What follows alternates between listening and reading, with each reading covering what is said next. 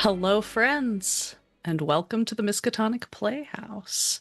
My name is Alandra Hileman, and today I will be your keeper of arcane lore. This is my first time on the channel as keeper, so I don't have all of my witty repartee down as pat as I normally do. Um, I am today accompanied behind the scenes by the wonderful Steve. Thank you, Steve. And on screen, I am accompanied by Mav. Mav, do you want to briefly introduce yourself and remind everybody where we can find you? Mhm. Hey y'all, I'm Mav. My pronouns are they, them. I can be found as head of Mythos Horror over on the Old Ways podcast and on various other shows where I pop up from time to time, including Symphony Entertainment here on the Playhouse, How We Roll, Ain't Slayed Nobody. And I'm the author of a bunch of Call of Cthulhu scenarios, which you can find on Drive Through RPG. Yay. As I said, I'm Alandra Hellman. You can also find me here frequently at Matinees on the Playhouse or over at Quests and Chaos and various other places on the internet where sometimes people let me play and run games. But for today, we are going to be playing and running The Call of the Storm, which is a one-on-one scenario about living with mysteries. And I think we just dive right in. Uh, Today you will be playing Emily Carpenter. Um, you are the young daughter of some groundskeepers on the Willowbury estate in Cornwall, England. You've lived there your whole life. Um, this beautiful palatial estate, somewhat rural, right at the edge of the sea. Lord Willowbury is demanding and specific in his requirements, but is a decent employer. Not that you have really anything to compare him to, having lived here your whole life. Um, and you've grown up here helping your parents tend these beautiful gardens and basking in the salty air of the seaside. However, recently, things have changed a little bit. Cornwall is an area prone to storms, as being on the side of the ocean will lead you to. And the last few storms that have rolled through have been difficult for you. They are accompanied now by headaches, by pressure, and by this strange sensation that something is calling you. This sort of pull inside. You don't know what it means. You've never had it before, but something about the peace that you could once take in the normal cycles of nature has been disrupted. Your parents think you're probably over exaggerating. That last storm was a pretty bad one, but you're sure there's something else going on. There's something more worrying. So let's talk a little bit about that last storm, about the people on the estate, about how you are. How are you, as you can sense that pressure change coming of a new storm brewing, and you remember what happened last time? How are you feeling? Do you have theories about what's happening? I think I feel very exhausted, and that kind of dread you get when you know something bad's about to happen because you've experienced it before, and you can feel that sort of build up that's almost worse than the event itself, Mhm. as you're dreading it and anticipating it. Um, Theories, thinking God is trying to tell me something. I don't know what, but I'm being called to the sea, and the only thing I can think of is God is trying to tell me something or God is calling me somehow. All right. Not an unreasonable response to have, given how unusual this is. Mhm. You've tried to talk to your parents about this. What what has your relationship been like with your parents, and how has it changed since you have started trying to bring this up to them? Mm. So we always have had a good relationship, living together, working together, enjoying the land together. I always felt like I could tell them everything, which is why I told them about the headaches and the pain and how I was feeling. I didn't hide any details. I didn't try to minimize it or anything. But they brushed me off, and that's the first time they've ever done that. Hmm. And I don't know how to feel beyond a bit of betrayal and confusion, because why wouldn't you listen to me? You've always listened to me. Hmm. And it's made me a bit more withdrawn in my relationship to them. I don't talk about it anymore, because why would I talk to them about it when I know they're just not going to listen to me? That's fair. Do you, your parents, Thomas and Barbara, have always presented a pretty united front. They're one of those couples that just kind of inherently agree with each other. Have you noticed any difference, like any tension between them? Like maybe one of them is more willing to listen, or have they like doubled Mm. down on that, you're just over exaggerating? I thought at first Mother was a little bit more sympathetic, but maybe maybe Father decided that they needed to be united front. Maybe he put some pressure on or talked her out of it. But Hmm, they've both been kind of together on how they feel about it. great. I mean, not great for you, but No. great for me. Um, and maybe less, well, or maybe more related to this. You've grown up on this estate. You've always had, you have some relationships with the other servants, and you have, of the Lord of the Manor, Baron Willoughby. Um, have you? How often do you encounter him? In your spheres, and have you noticed recently any changes, like since you have been experiencing this change, have you noticed any changes in maybe his interactions with your parents? Or do you think that what you are experiencing is something that has kind of spread beyond your immediate family to the servants or even the Lord, things like that? So I think I encounter him decently often. I work closer towards the house, uh, tending the roses around the window ledges and things like that. So I'll see him at work in his study when I'm trimming the bushes outside the window, or when he comes in and out of the building while I'm working. I don't interact with him as much, but I see him quite a bit. And I think I've noticed him getting a bit more short-tempered. Okay. He gets more easily irritated by small mistakes or by little things going wrong or needs that weren't anticipated that should have been anticipated. So I think I've kind of observed that as I've been Mhm. working. Excellent. Well,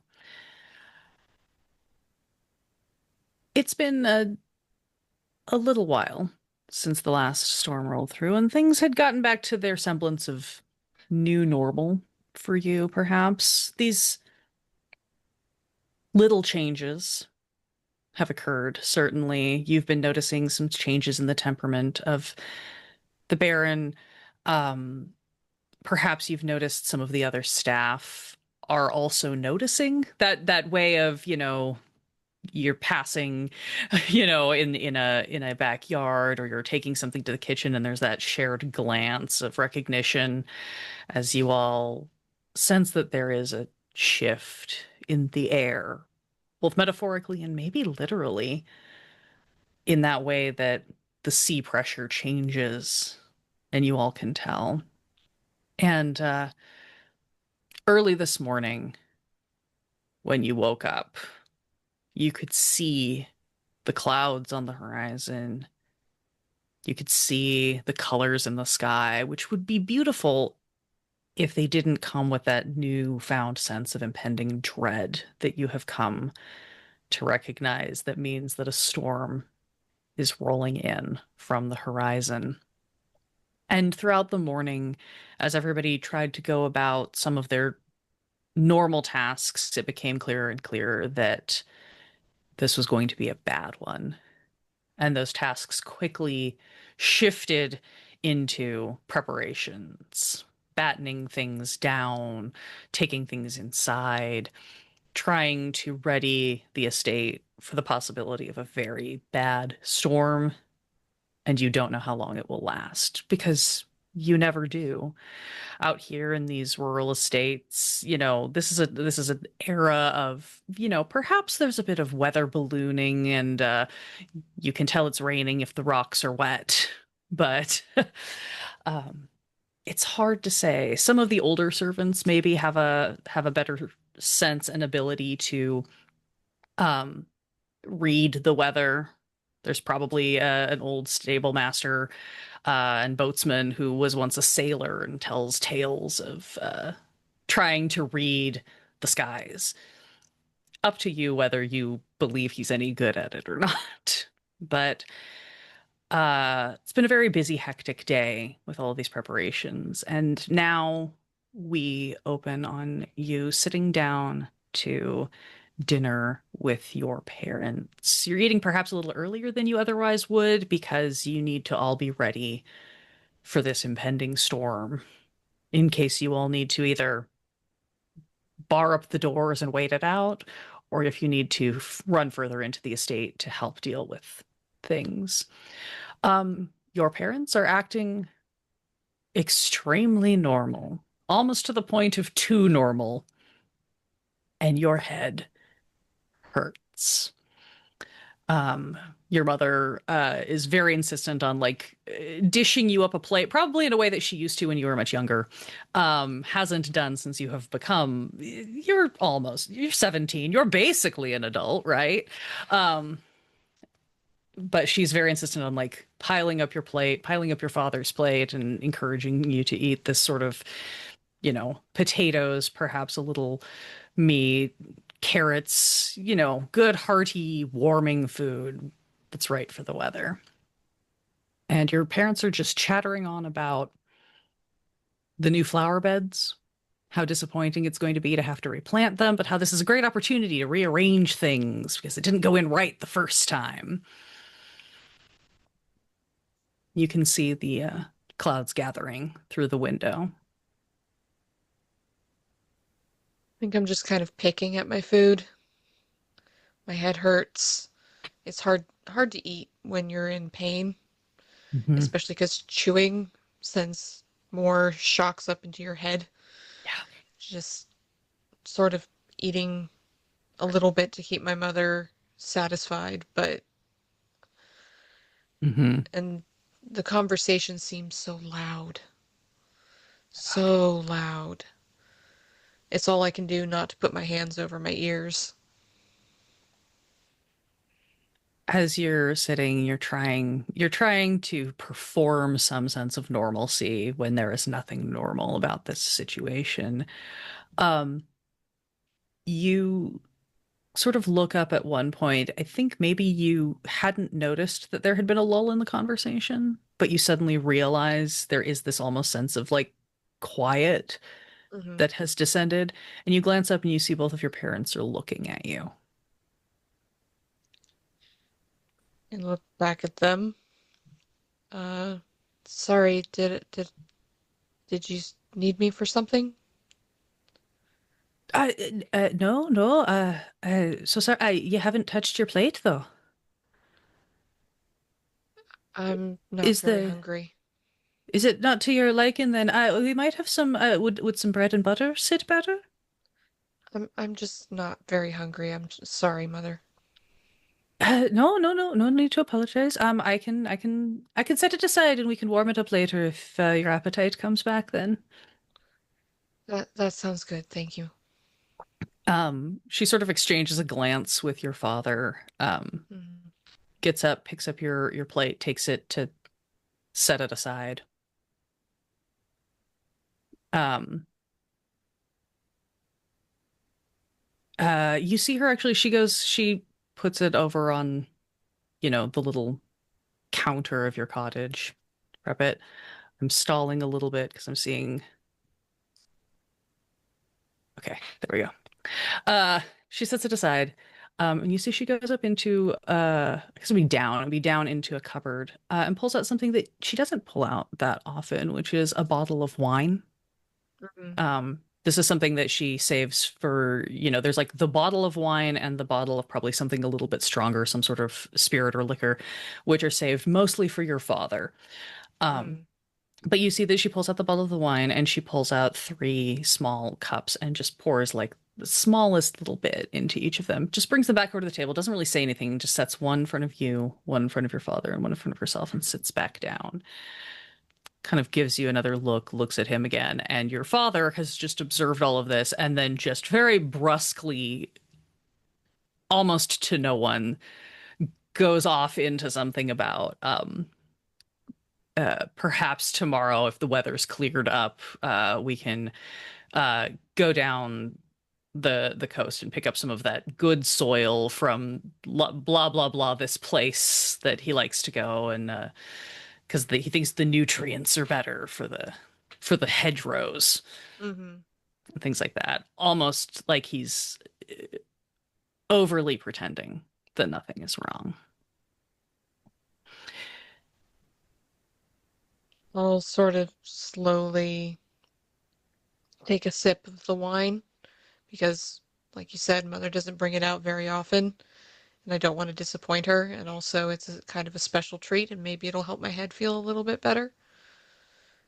It's not something you've tried before. It might be worth Mm. trying. I'll try Uh, just about anything at this point. And as you take this sip of wine, there is almost you hear and you feel all at once that creak of like wind hitting the house. It's not an unfamiliar sound. It happens every time there's a storm. This is a very sturdily built college. It is cottage. It is built to withstand these kinds of storms. You live on the coast, but the sensation of the wind and the sound and everything almost feels like it is pushing you toward the door. And you can feel kind of deep down something within you, like this just weird sensation of like, God, you'd feel so much better if you were on the beach right now. Mhm. I think I stand up without even really realizing that's what I'm doing and try to move towards the door. You stand up and you start to move toward the door. Your mother gets up and very quickly kind of steps between you and the door and like puts a hand on your shoulder. Emily, what's the matter? Oh, no, it would just be nice to get some fresh air before the storm hits. Oh, darling, I think the storm's already come. It's probably we might be able to we might have a couple of hours where we could open a window a little, but I don't think we should be, tempting fate and all that going outside. Maybe you should just go to bed. I know it's a bit early, but we can wake you if anything happens and we need your help. But you're looking a little peaky. Perhaps you should just get some rest. I And stare as longingly at the door. Yeah, as she says this, you can just hear and feel that sense of like, that's not, that's Mm. not going to help. If anything, it's going to make it worse. Mm-hmm. No, I really think I need to go. Oh, darling, that's very dangerous. If the wind picks up, who knows what could be happening, so close to the cliffs and all of that. Why don't you just go lie down? I can make you some tea. He, does my bedroom have a window? Roll me a luck check. Yep. Let's see what my luck is. My luck's 55. Better than average. 47. 47. Your bedroom has a window. Okay. So I'll acquiesce for the moment because I've got an idea of sneaking out the window. Very good, very good. Um, yeah, no, you sort of passively relent as opposed to actively agree as Hmm. your mother sort of like turns to your father and gives him a sort of look uh that you don't you recognize a little bit. You see that he gets up and starts clearing plates and things. Hmm. Um, but she sort of ushers you. This is a very small cottage, so it's kind of just like there's these two almost rooms that are stuck on the back, one for you, one for your parents, Hmm. and then this main kind of living space. But she ushers you into this very small room that is yours.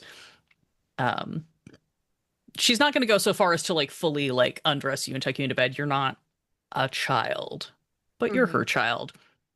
And she will fuss over you a bit, taking the pitcher off of your washstand and offering to go fill it up with fresh water and kind of bustling in and out a little bit, very mother henning you, keeping an eye on you, um, as you sort of, to whatever degree you wish, sit or lay down on the bed and make a show of Hmm. relaxing.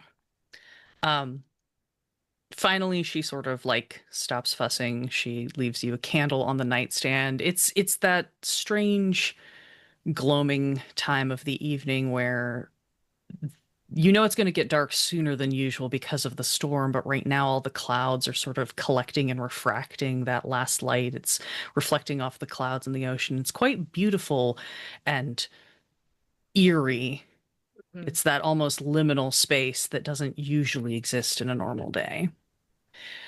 But eventually your mother stops fussing enough, leans down, gives you a kiss on the forehead, bustles out of the room, closes the door but doesn't fully latch it, leaves it cracked open just a little. Hmm. Um, and you can hear her and your father speaking again, now in much lower tones, Hmm. out in the front room. So I will, uh, first I'll try and listen and see if I can pick up anything that they're saying. Sure. Give me a Can I listen do roll. that? My Absolutely. listen is 60. You're good at listening at doors. Yeah. 59. 59 on 60. Beautiful. Yeah, you just sit and you feel yourself going so still, so much stiller than you feel like you've ever gotten before as you listen, and you can just start to pick up your father saying, well, we don't need to be coddling her. She's a grown woman. She can manage this. We all have a hard time when the storms come, and I don't know why you insist on and your mother kind of replying, she's not doing anyone any harm. If she's having a bad time, who knows? These things happen. When I was a girl, I used to sometimes get very upset when the storms would come in. I don't know why. And your father's just garumphing a little bit as you can hear the clack of dishes getting tidied and cluttered in the wash basin. And your your mother finally turns it to, besides, it doesn't seem like this storm is going to be too bad. Everything seems to have been taken care of, and other than the Baron being so strange about the boats and the stables, I don't shouldn't be any sort of issue this time around. She can go to bed. We wouldn't even need to wake her unless something truly terrible happens. And your father sort of grunts in acquiescence, and then, right, well, then what? Do we also just go to bed and wait it out? And your mother goes, yes, probably. I think perhaps you should go to bed too. And you hear a little bit of that, like the playful nagging that Hmm. you appreciate from your parents normally. Hmm. Okay. So they're talking about going to bed. Gonna wait a little bit, listen to hear if they do. You wait a little bit. You can hear the sounds of them chattering quietly and washing up. Um, I need you Hmm. to roll me a sanity check as Oh. this wave of pressure just sort of pulses through your body. 67 over 55. 67. Great. Um, you are going to, if I can grab the correct thing, you're going to lose 3 sanity Ooh. as you sit here, and there is this just sensation. It's almost not pain, it's pressure. It's like your ears pop and your body levitates. Not really. It's like it loses gravity for a minute, though, and you just, this odd sensation, and you hear the rushing of the ocean in your ears, and you can taste the salt in your mouth, and you just have this brief wave of almost relief, like, God, if I could just get into the water, maybe it would be fine. And then it suddenly kind of crashes down like the waves on the rocks and settles, and you're back to where you were, this kind of thrumming pain, this need to get out of this place, and you can hear the storm starting to pick up outside. I think I can't handle it anymore, so I'm going to try and get out the window. Okay. Uh, Give me a sneak, unless you want to pitch me another skill. No, I've got 70 in stealth, so I think I'm good with that. I suspect that you have snuck out this window many times Many before. times. So that's a 48 under 70. 48 under 70. Mhm. Um, you very, very carefully just like push this window open. You know exactly where it sticks, and the Mhm. spot where you kind of have to go like really slow and lift it up a little bit so that it doesn't creak and draw any attention. Although you can see that the rain is starting to pick up outside, and you think that's going to help mask your escape. Mhm. And do you take anything with you? Change your clothes, or do you just haul out this window and go?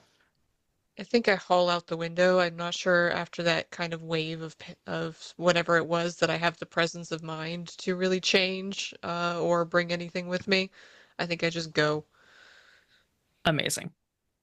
Yeah, you just head out the window.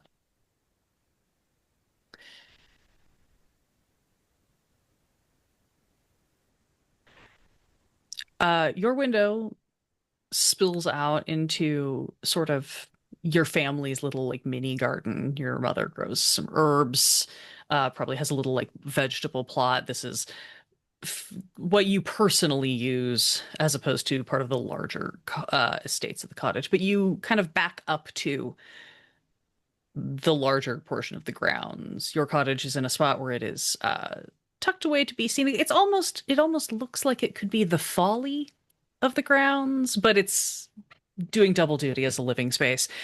Um, and you can see the vast expanse of the estate before you. Um, you know your way around here very well. You know that to one side you would spin around the back of the house towards where the kitchens are. That's where a lot of the like vegetable gardens, such as they can be on the coast, and the flowers are. If you spin around to the other side, you'll head toward the front of the estate, which faces toward the seaside. Um, Down below, the house is kind of up on the crest of the hill and the cliffs, faces out to have the beautiful view of the sea, and you know that down below there is both a set of stairs that go down the cliff, or you can kind of go past those, and there's just the sloping dunes that'll take you down. Either of those will lead you to the beach, where there is a boathouse, and then just the stretch of the shoreline. I think I make for the stairs as quickly as possible. 'Cause you come up on the stairs first, so that'll get me down faster. I don't like that you're rolling. Your I just parents have noticed. stats too. I just want to see how alert any of them are, or how well they spot hidden, I guess it would be. Uh, it's actually a great.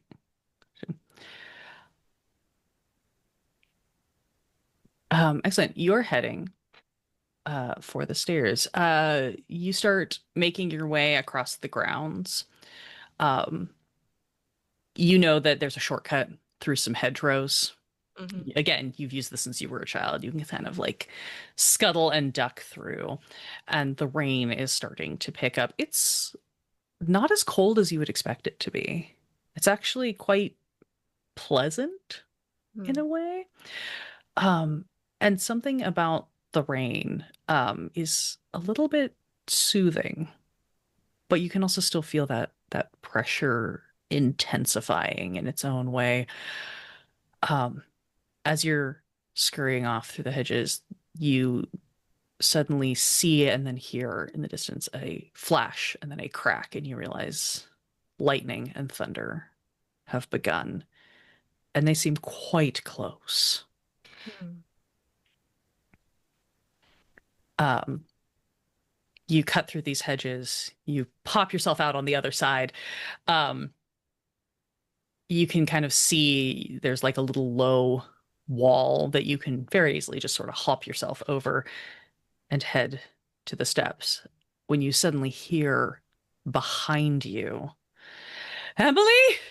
Emily! As you realize your mother is shouting from the house. I run. I've got to get there this time. I've got to get there. Yeah. She rolled a 17 on her 40. Wow. Yeah. I didn't think either. Your dad very much failed. Uh, Hmm. but no, she has realized you're gone. Um, you book it for these stairs. You vault over this kind of low, it's almost just like a decorative boundary wall. Hmm. Um, and you run up to where you know these stairs are. The stairs are wooden stairs. Um, they are moderately well maintained. But as you look down, you do see that already these stairs are becoming slick with rain and salt. And about halfway down, uh, it looks like there might be some damage that has already been done, which is wild because you don't remember that being damaged even as recently as maybe a day or two ago. And the storm has only just begun to pick up. Hmm. So I will make my way down as carefully as I can while also moving as fast as possible without slipping and falling because mother. Yeah. And also my head is killing me and I need some relief. Yes, your head is killing you, and you do feel the wind is picking up around you and always seems to be at your back, pushing you forward, which could be helpful or could make this very top over tea Hmm. kettle. I'm going Very. to need a hard dex roll. Ooh, hard dex roll. Okay, my Yeah. dex is 70, so half of that is 35. 25. 25. Hmm. You steeled by your need to get to the water. You just start making your way down. You place your feet carefully, you move as quickly as you can. You can hear your parents shouting for you. Your father has joined in. Their voices seem to be getting closer, but it's also so hard to tell because the Hmm. wind and the rain are picking up. They're whipping around you. Um, and you don't know if they saw you or if Hmm. they are looking for you up above. You get about halfway down the stairs and you can see there is actually several slats that are damaged. It looks like something large was maybe blown or slammed into them by the wind, except that's the wrong direction because the wind is blowing out toward the sea. But you also can see that the waves are coming in, and there's this very surreal sense that the weather itself is not right. Something's wrong here. But you are able to make it down the steps without injury.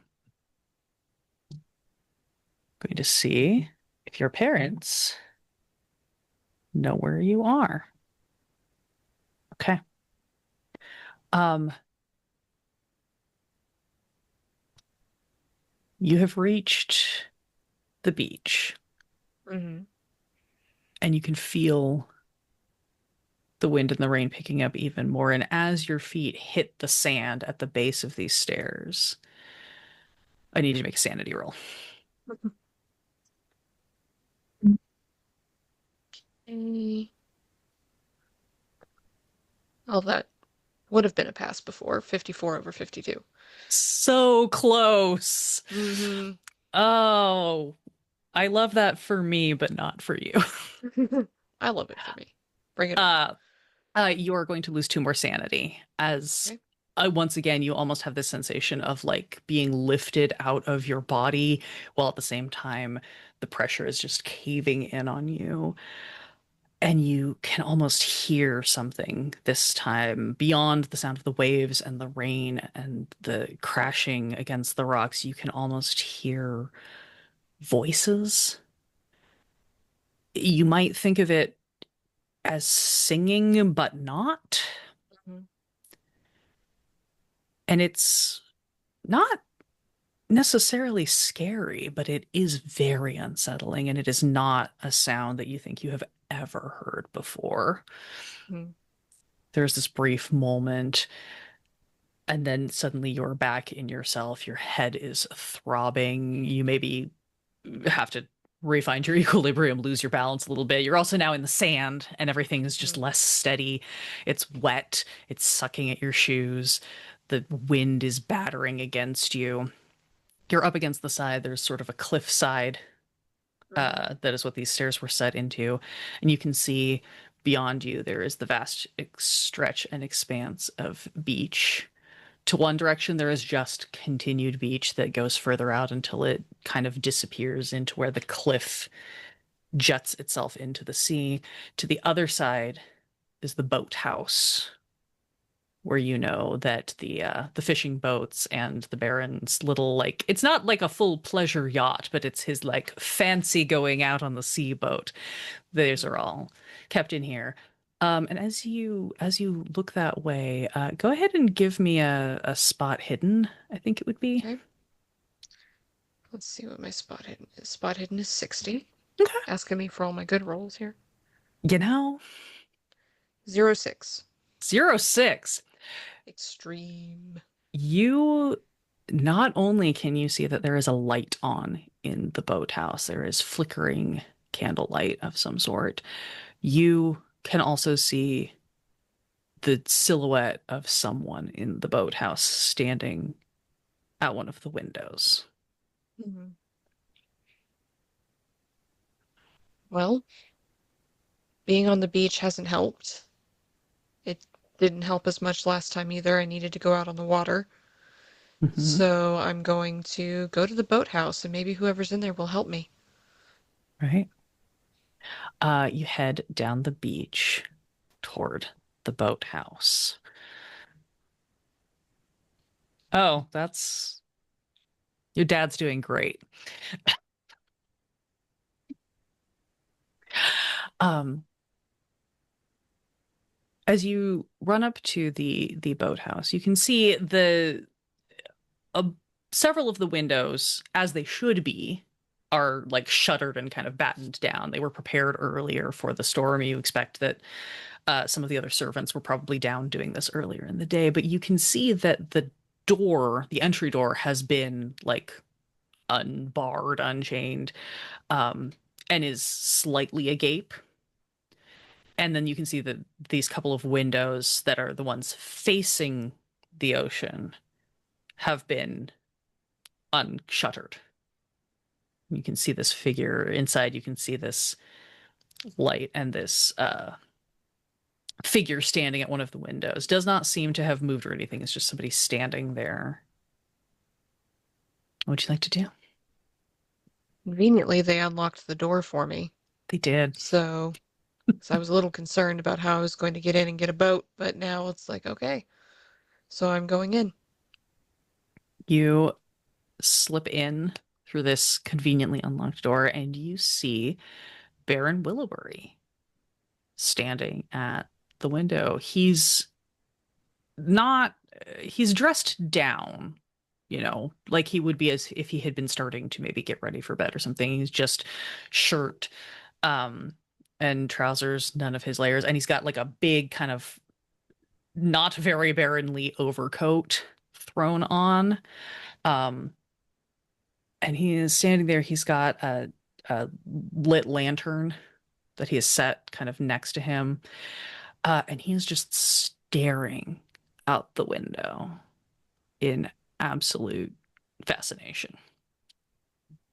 And he doesn't react when I come in? Let's find out. Um, are you stealthing in or are you just entering normally? Um, I think I'll try and sneak in because I want to see who's in here. That's fair. And yeah. I mean, you fully had warning that somebody was in here, so Hmm. absolutely try to stealth. Okay. Okay. No, that's an 83 over 70. No. Um, you are less familiar with this door than you are with the window of your bedroom, and so as you pull it, you hit that kind of sticky point. There's a Hmm. creak.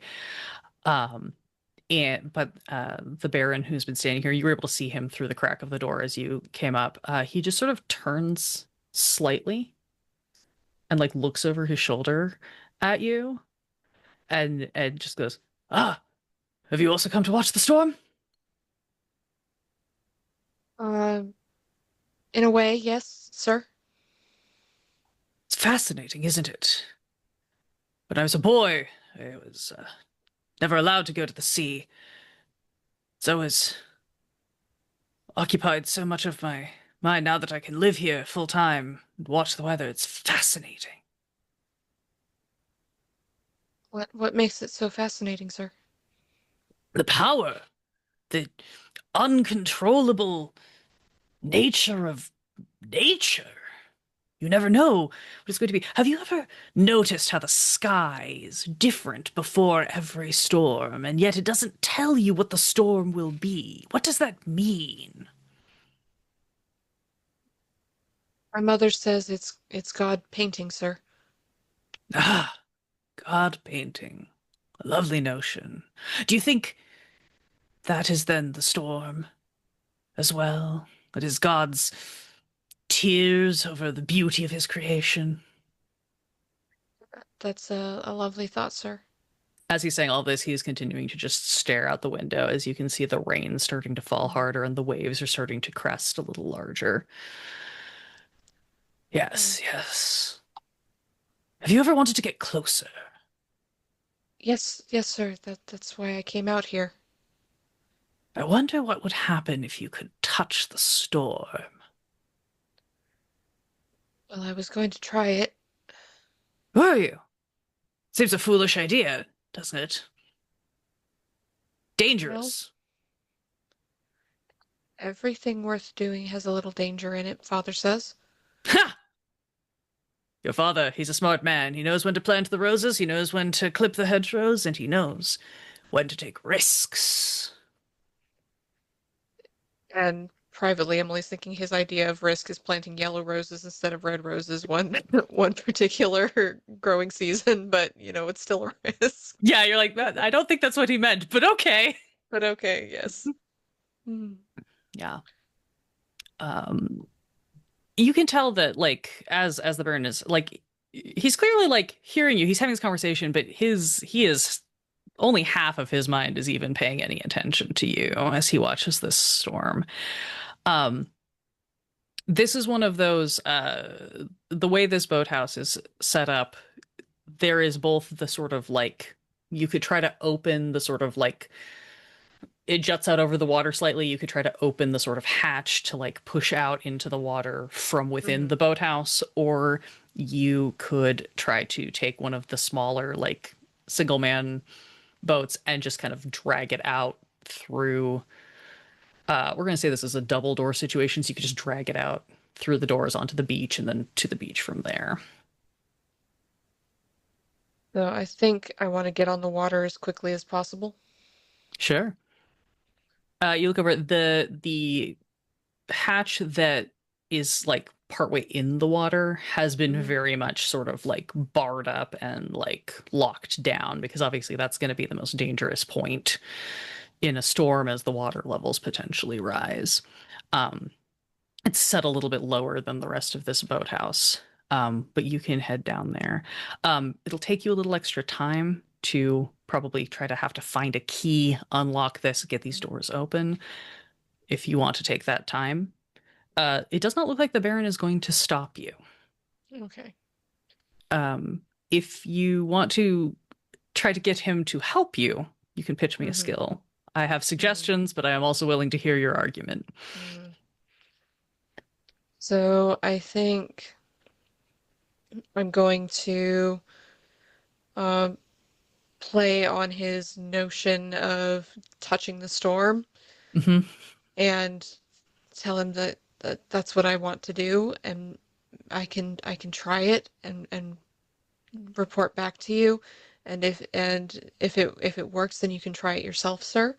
And I'm going to try and Oh, fast talk him okay. I because love that's it. not why I'm going out there. That's not why I'm going out. Yeah, no, Okay. try to fast talk. I have 75 in stock, so I went that way. Okay, 42. Would a hard success make any difference? Yes, a hard success Okay, would. so I will spend the luck Hell uh, yeah. down to a 37. That's 5, so I'll spend 5 luck. That's not terrible. Hmm. Yeah. No, you start telling him this is exactly Hmm. like, wow, how did we not know that we were so similar? Hmm. And really selling him on this idea that like you're gonna go and then you can try to touch the storm and he can watch and see what happens and then he can join you. And even as he's not really like ever particularly looking at you, you can almost see the light in his eyes as he like Hmm. thinks with it. He's like, yes, yes, yes, excellent, yes, very good. And you see he like fumbles down into this like big overcoat that he's wearing and just hands you like the master ring of keys that he clearly got from like the housekeeper before he Hmm. came out here. This is the keys to everything on the estate. Hmm. That will very much expedite your ability to get this hatch unbarred and get a boat undocked and get out onto the water. So that is what Uh, I'm gonna do. Excellent.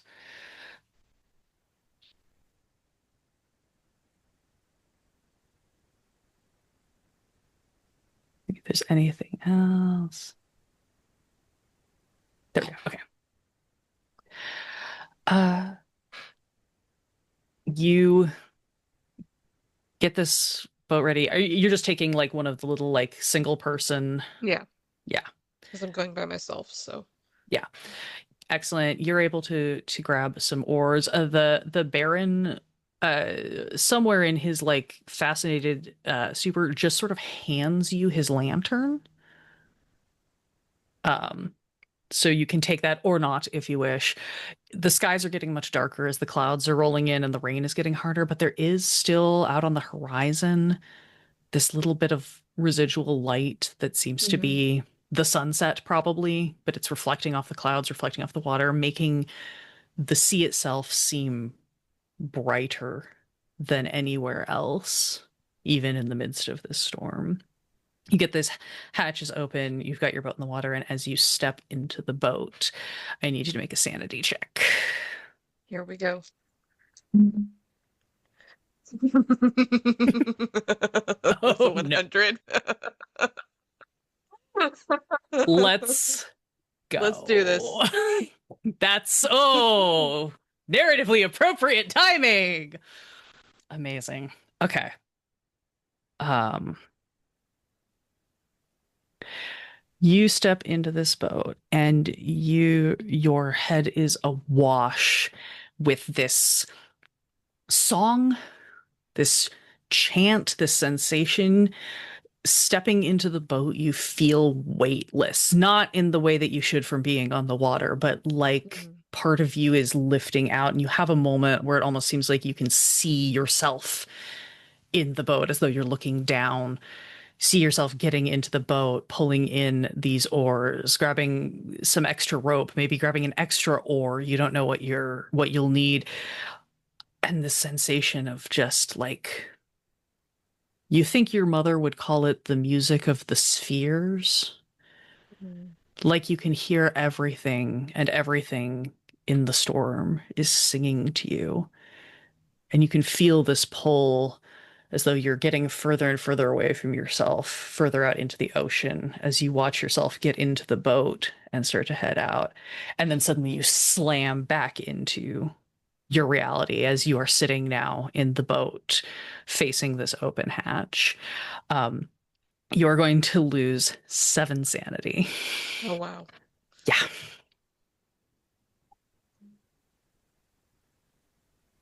Okay.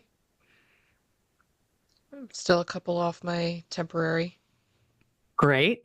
We love that for now. We can get for there. now. We'll get there.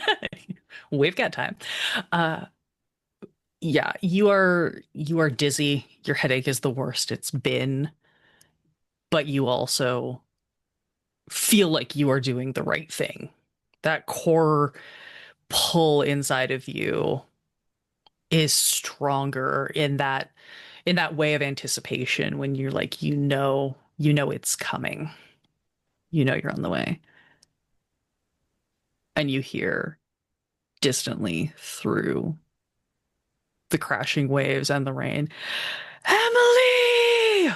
Somewhere off in the wind in the distance.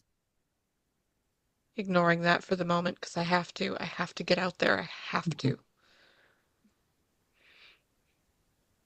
You hit in the boat, you start Hmm. rowing. You start rowing out into the sea. Go ahead and give me a pilot boat roll. Oh, Another pilot skill that boat. you I have 80 randomly have pilot and are boat. really good Wow. at. Yeah, not randomly. You don't randomly. You grew up by the sea. Of course, you're good at this. Yeah, that is a 17 under 80. 17 under 80. Boy, howdy. Let me look at something really quick. Yeah.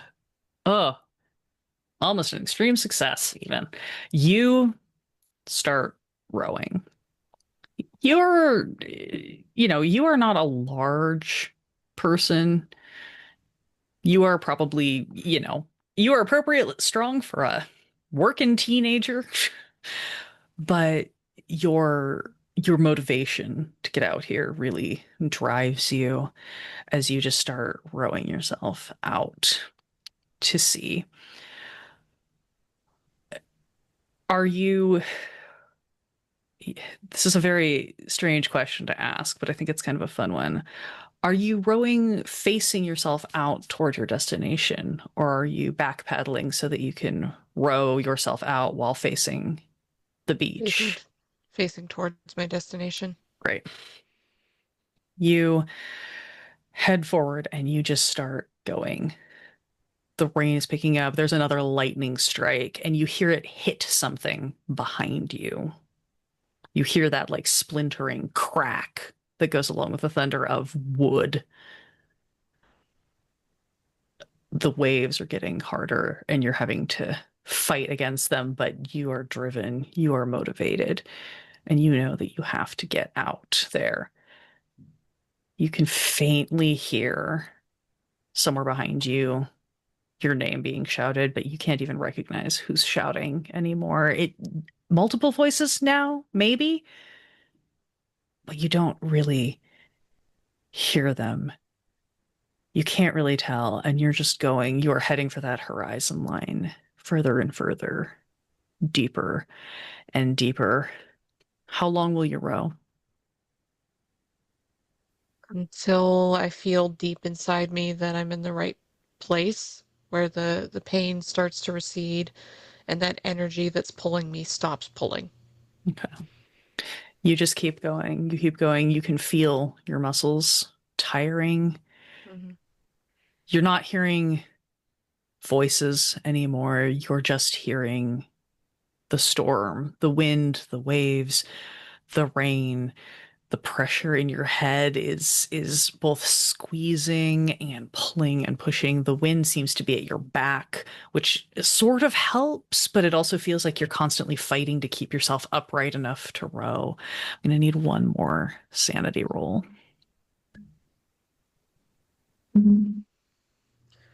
Okay, that is an 18 under 43. You know you're doing the right thing. You know you're doing the only thing that can be done. You're still going to lose one sanity, Okay. but maybe it's not so much lose it as relinquish it, Mm, as you realize that it's okay that no one else understands because you know that this is what has to happen. mhm. What is the sensation that you experience as you almost abruptly hit that point when things change? I think it's sort of a shiver, the kind of shiver through your body that you can't tell if it's pleasurable or painful. Mhm. It sort of tingles in a way, and you can't quite figure out how you feel about it. But it just goes from the crown of my head all the way down to my toes. Shiver and shake just a little bit, but it's like a release. And it is a release as all of this tension that you didn't know you were holding in your body as you fought your way through the storm just dissipates. Mm. Everything relaxes, the pressure is gone, and everything is still where you are. Your boat comes to a stop. You're sitting on the water. You don't feel the rain, you don't feel the wind. And all you hear is the gentle lapping of the sea against the sides of your boat. You sort of open your eyes that you maybe didn't know were closed, and you see the beautiful clouds reflecting off this red, orange, purple, blue of Mm. the evening sunset on a still, clear, lovely night. And through the breaks in the clouds as they begin to dissipate, you can see little bits of starlight in these last fading moments of the evening. And you finally hear clearly from behind you your mother's just plaintive, Emily, from the beach. The storm has passed.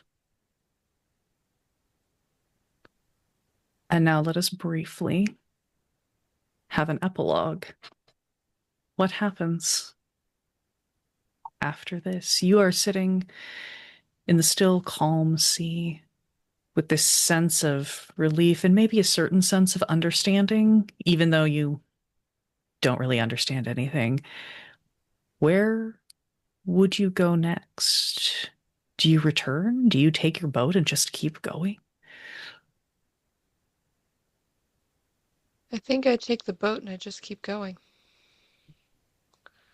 You hear a couple of voices call your name, but you also feel satisfied. You feel Hmm. like you're supposed to be here. You pick up your oars, look out to the horizon. You start to row. And that is where we shall conclude our story this evening. Thank you so much for literally diving in to Hmm. play this scenario. Um, this scenario is, again, it's called The Call of the Storm. It is by Marek Golanka. It is part of the, I'm sorry, I'm going to butcher this, Zgrowski line, which is a line, I believe, of Polish writers who create these scenarios. It is, they're very fun. They're very cool. Um, this is a very nifty game, and I was very delighted to play it with you. It's Any great fun. closing thoughts from you Hmm. before I wrap this up? Well, it was very fun. I enjoyed the quick shotgun sort of approach to it and just the build up with how the storm builds as it builds up to the conclusion. Like it's very narratively satisfying for me. So I enjoyed that quite a bit. Wonderful. Well, thank you. Thank you, everybody who joined us to watch this evening. Once again, let's remind everybody who we are and where to Mhm. find us. Mav? hmm So yeah, I'm Mav. Pronouns are they, them. And you can find me as head of Mythos Horror over on the Old Ways, also known as Mixed Mythos over there. You can find me popping up in various places, including Ain't Slayed Nobody, Symphony Entertainment, How We Roll, and of course here on the Playhouse. And you can find my scenarios, including the gold bestseller Saturday the 14th, and my most recent scenario, The Man Who Sold the World, which is a David Bowie inspired scenario, over on Drive Through RPG.